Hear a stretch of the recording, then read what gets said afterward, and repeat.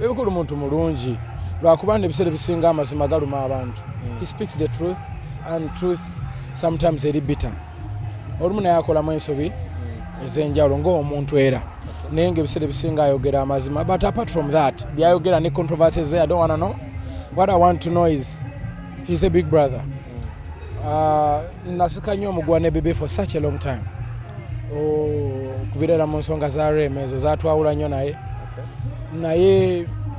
ate bwe twaddamu okwogera ne tukolagana n'olaba nga he was clean at heart nga kiweddewo ekyo ngera n'advise akuwa ntuufu tapretendinga agiyita so I liked him for that.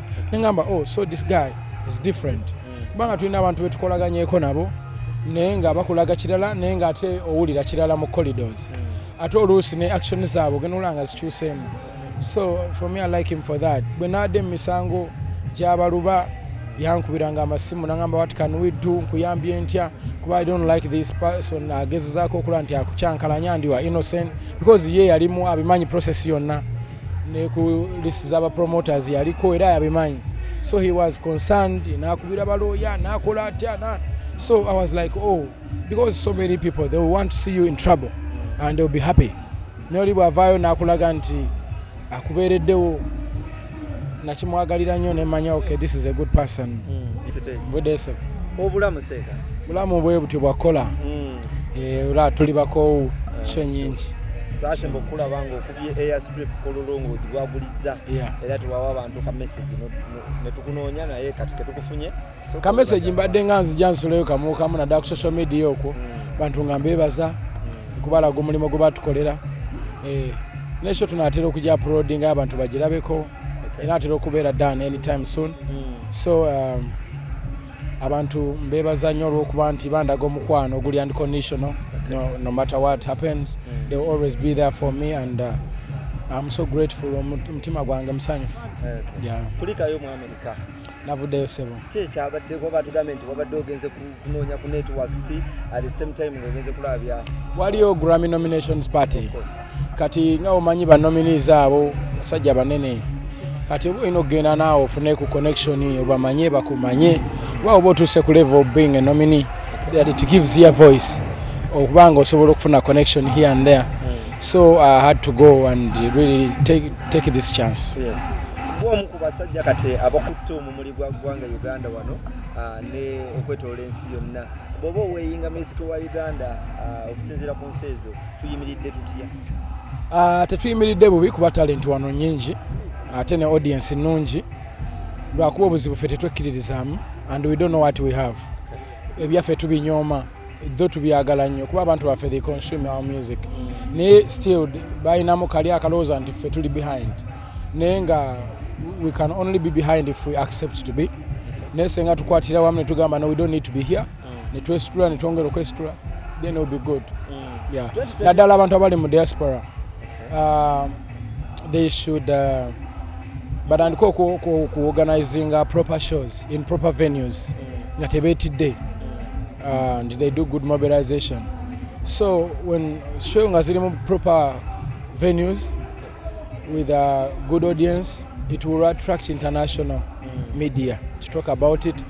Tena abo abalala aba artists from different countries nabo bagala to use that opportunity. So collabos zijja kweyongera mu bantu baffe engagements ez'enjawulo 2022 tuli mu gimalako biki ebisinze okunyigiriza mu mwaka ogwo omukadde byogamba nti eno ensobi nagikola naye nga Eddy Kenzo Musuuza as a brand sijja kuddamu. Nze ndi mwana wa muntu nkola ensobi nnyingi nakati nandiba nyina gye nkoze mu kwogera.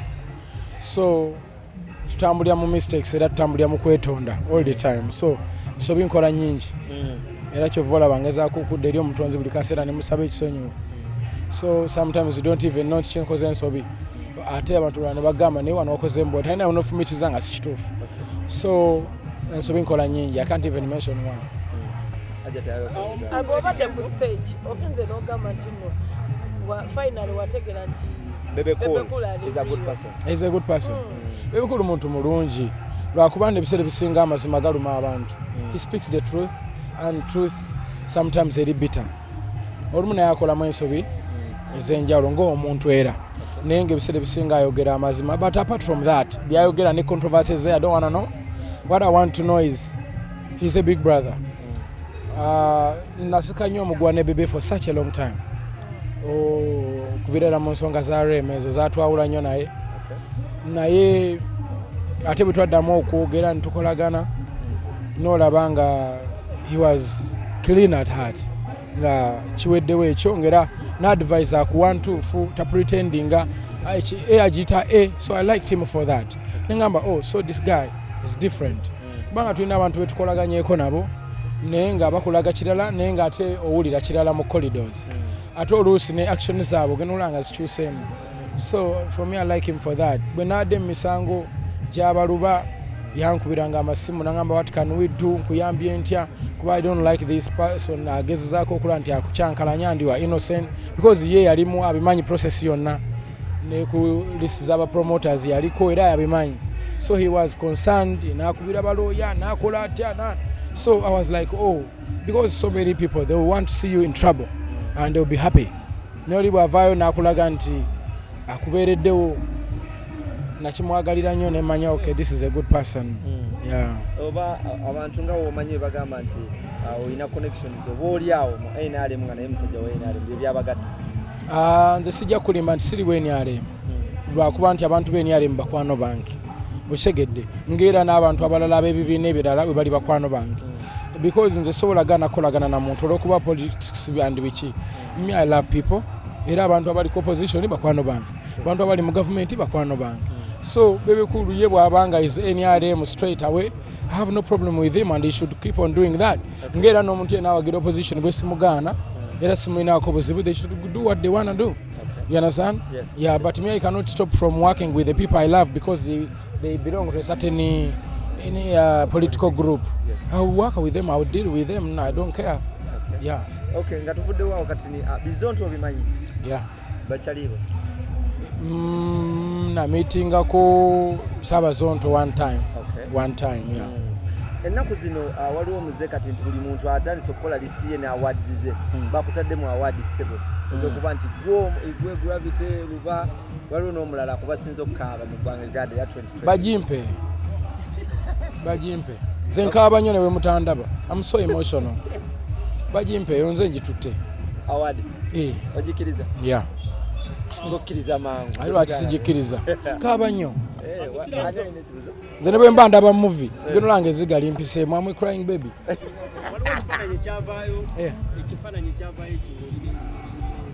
Ne Dr. Hamza. Kifaananyi kyali kirungi. It shows unity. It shows moving forward. It's moving, it means a lot. Omuntu yenna alina amagezi mu mutwe bw'atunula ekifaananyi ekyo, they will learn something. Okay. No matter what happens, life goes on. Okay. We have to move on and we have to create a beautiful community, beautiful environment for our own self. Sina buzibu naawe. Past is past. Yeah. It's all love. Nina abantu abanjagala ennyo abeera ne bakulowoozaako ne bagaka tuge tumusumbuwemu. Sometimes fun is good and I was so grateful. Eddy Kenzo, Amal birthday. Kabaga tupasuubira Eddy. Kabaga oyo manyi naawe. Embaga wajja gimukolera nange njja mukolera yange, don't worry. Wazemu ne Bebe Cool okogera naye. Sibe tujja kuba naku lumungu ne Bobby Wine mudamu kushakinga engalo. Bobby Wine simuinaako buzibu tebakulya ssente. Just nyinamu obutakkaanya naye ng'omuntu ate ng'omuntu yenna bw'alina okufuna n'omulala naye simuinaako buzibu era musabira era mwagaliza mirembe myereere. Just okubanga waliwo kye tutakkiriziganya mwano na wali tekitegeeza mbu simwagala, mwagala nnyo era musabira. Bobby Wine is family, you know. Yeah, Bobby Wine is family. Mwagala nnyo Mukama amuwa omukisa ne family buli kimu kibatambulira bulungi alhamdulillah. Eddy Kenzo, amawulire gabadde mangi nnyo mu ggwanga Uganda muno entertainment. Abantu beekoze obusolosolo grenade bamukyaye lwasa agudde gundi bakulya bamuleesa akantu katini nnyo. Gulire ki erisinza okukolera guno omwaka ng'otunudde mu kamera zonna? Gulire ki? Gulire.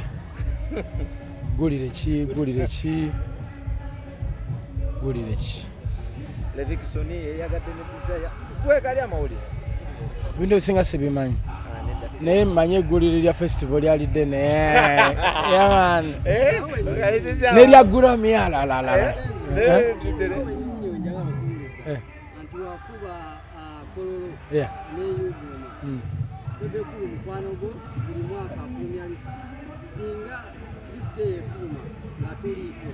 I don't mind. That is his opinion. Buli muntu alina opinion ye. So bw'abanga akoze lisiti nga sirimu simusanga, buli muntu alina endowooza ye. Ekyo kitegeeza nti siri bwendi. Nze kasita ntunula ku account nga waliyo ekiriyo, I don't mind. Ata ichuli yani naawe yakuleta buzibu. Small access.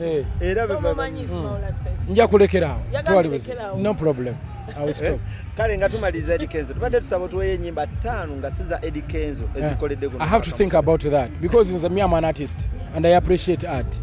So sobola kwata mirimo gy'abantu n'enjivuruga mu ttaka nto just like that. I have to think and I compare.